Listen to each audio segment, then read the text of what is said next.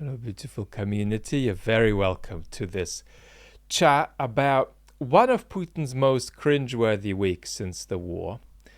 And we're going to look at whether it's cringe or unhinged, and going to conclude actually that it's just very cringe but not unhinged. But the difference is important.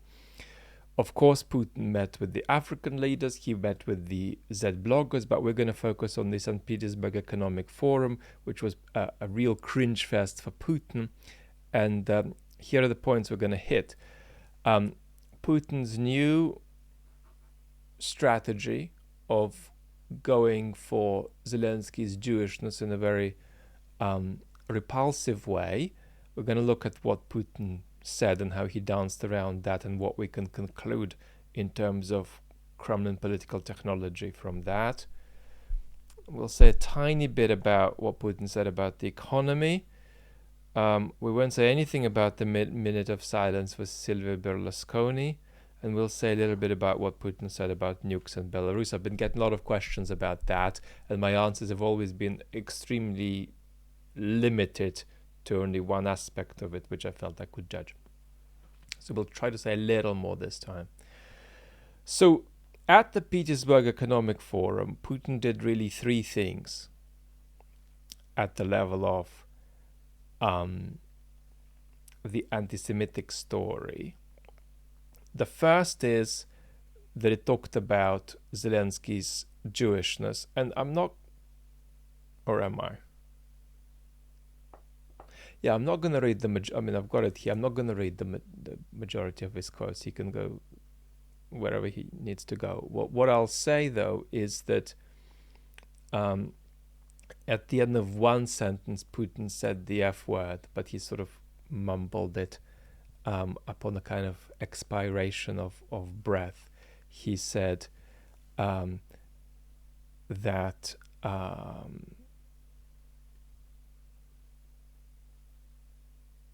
Mr. Zelensky is a disgrace to the Jewish people. We're quoting Putin here. We're quoting anti-Semitic discourse from Mr. Putin.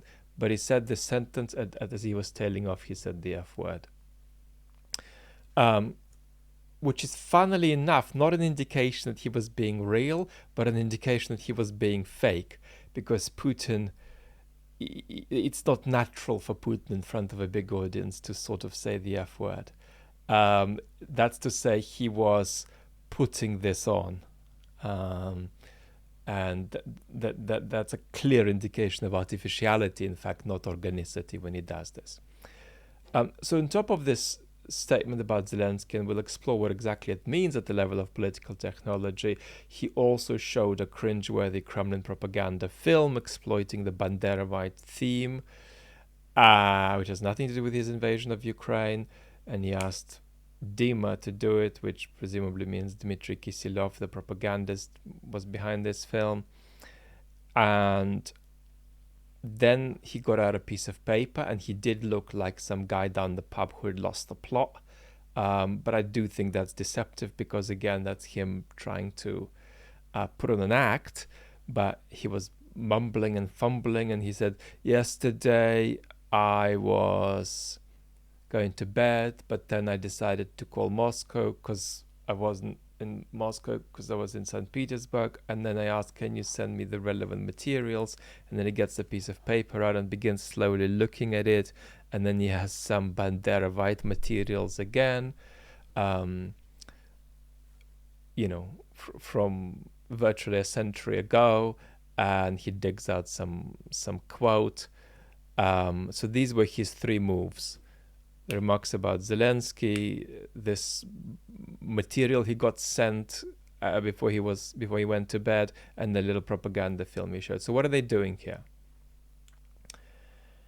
What they're basically doing is the post-truth propaganda, so not the alternate reality propaganda, the post-truth propaganda. They are adding another message to the ill-assorted mix of messages, and they themselves aren't sure if it's going to come in useful or how it's going to come in useful. But the message basically says, And so this is the stuff that's implicit underneath Putin's words, but it is intended to be guessed at by a lot of the people watching.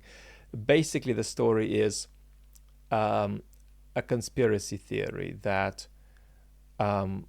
roughly the Jews, so I'm reciting Mr. Putin's bogus and disgraceful conspiracy theory just for the benefit of us being on YouTube and understanding what we're doing here. We're not endorsing, we're rejecting this repulsive stuff. But Mr. Putin said the implication rather is that the international Jewry, with the backing of American imperialism, has created a needless war, has artifacted a needless war between Ukraine and Russia. That's the better political technology. And if you take the literal meaning of what Mr. Putin said, he is accusing Zelensky of being a not good enough Jew while real Jews are fantastic. But underneath it is exactly this anti-Semitic conspiracy theory. And they might use it more later if it comes in useful. And they might expand it if they need to do some internal fascization where they want to destroy a part of the elite, right? And they could destroy them under that tab of some kind of global, anti-Semitic conspiracy that they elaborate. So that's my remark about that. Is Putin nuts, fumbling with little pieces of paper and showing propaganda films about 20th century history? No.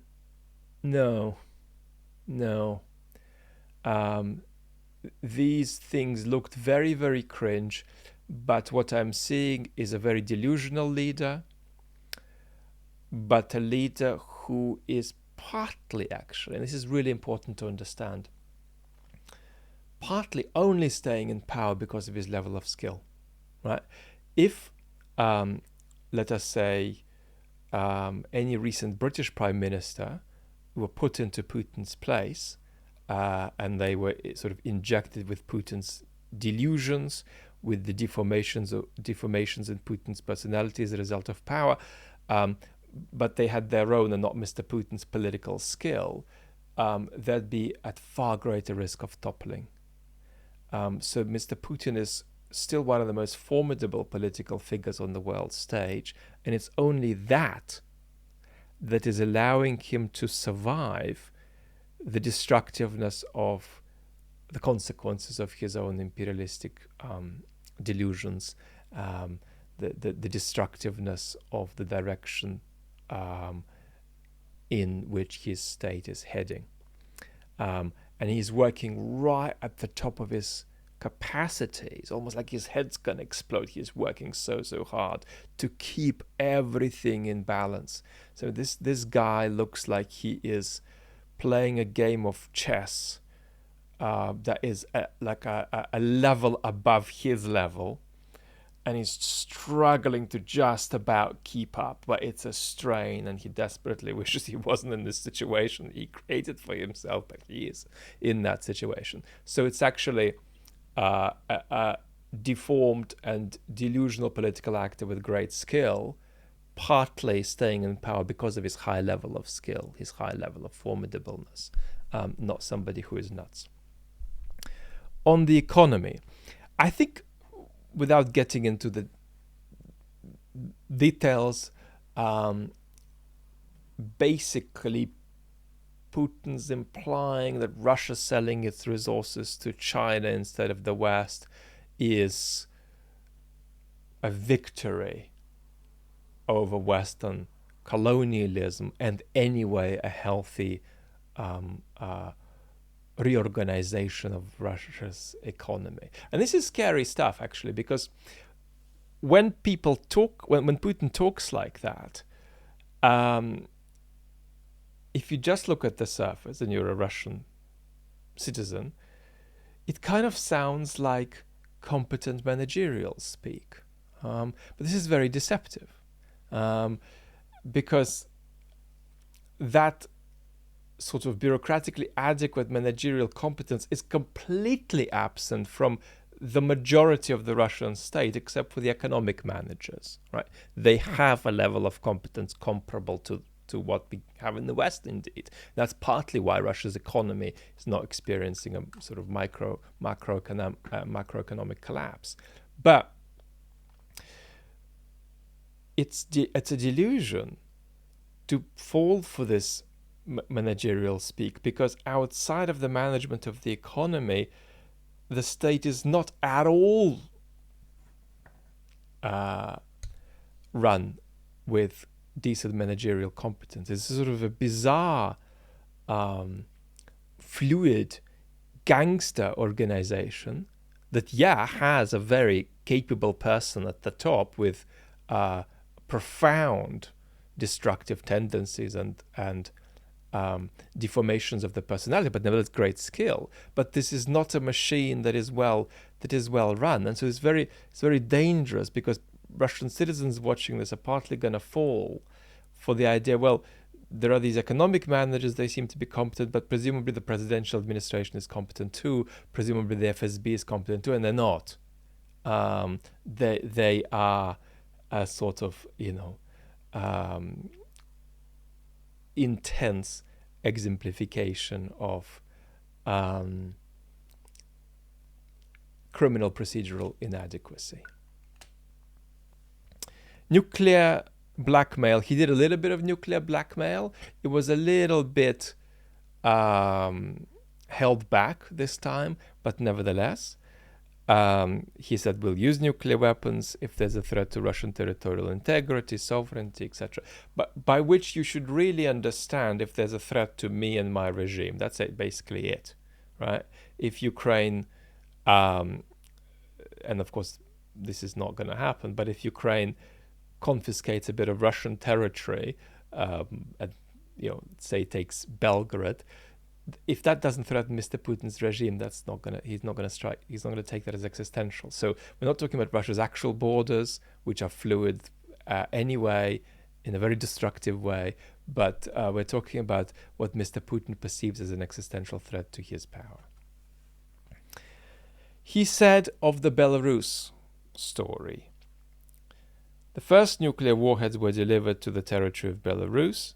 This is the first part. By the end of the summer, the end of the year, we will complete the process of transferring tactical nuclear weapons to Belarus. And then he went on to say that these weapons are meant to be a deterrent to those who are thinking of inflicting a strategic defeat on Russia.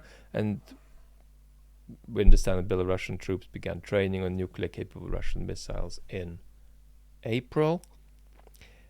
So let me add to my solitary comment that I've made on this when asked about this. And what I've said is that this is part of Russia's nuclear blackmail of the West.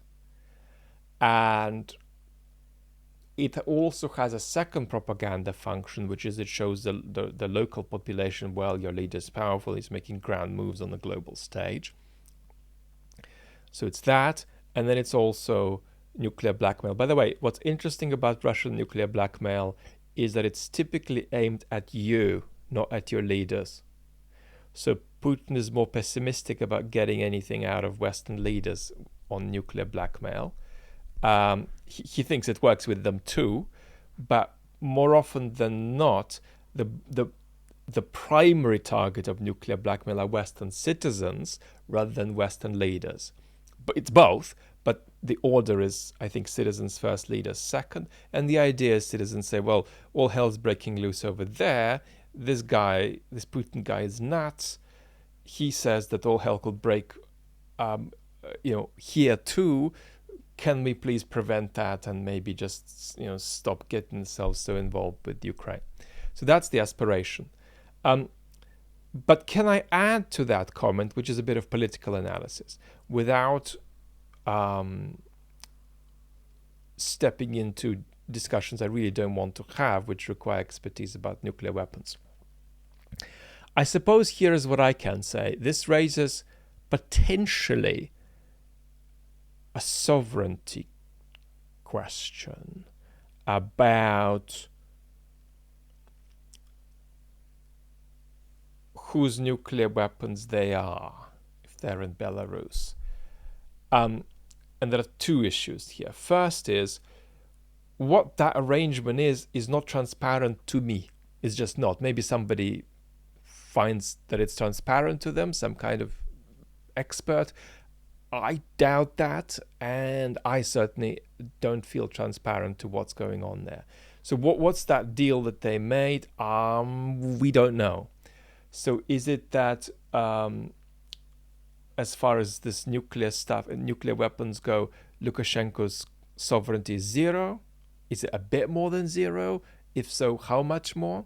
So that's the first question. Second question, if we reach a stage where the Russian state is experiencing great instability and there's imminent prospect of regime collapse, might that not change wherever sovereignty arrangement was made, about which we don't quite know, right? So that's the kind of risk it brings. A risk that I'm not so worried about now, so I'm casting it as something we frame primarily in terms of sort of info war, the war over the West's public opinion, a little bit, influence over Russian public opinion they're attempting to have on this. But I think above that, if things begin to wobble in Russia, we could be in a bit of a crisis about who actually has these nuclear weapons. So that's a risk I want to label down the road.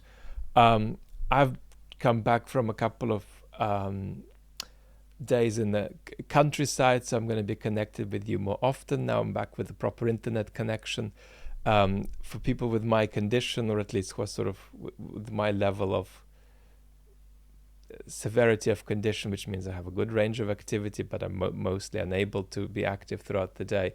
Such a trip means that I have to recover from it. It's not a rest, it's a psychological delight, but it's physically challenging. So I may crash a little bit, and I have been doing most of today, but I still do feel I'll be with you virtually every day over the days to come. And watch out for lives too on the chat channel. Lots of love. Talk soon. Thank you for being with me.